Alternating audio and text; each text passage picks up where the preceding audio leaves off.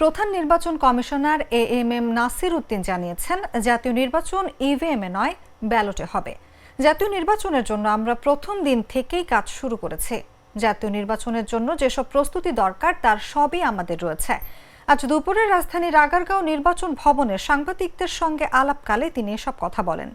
CEC বলেন, প্রধান উপদেষ্টা জাতীয় নির্বাচনের যে সময় ইঙ্গিত দিয়েছেন সেই অনুযায়ী নির্বাচন করতে আমরা প্রস্তুত।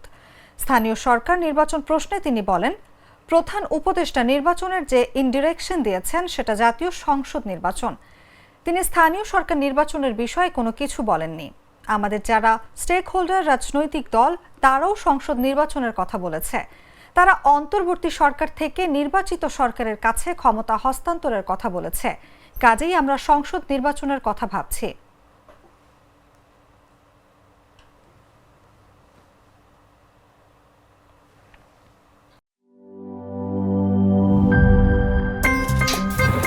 আমার একটা স্মার্ট সিদ্ধান্তে 25% গ্যাসের খরচ কমেছে। ভাবছেন কিভাবে?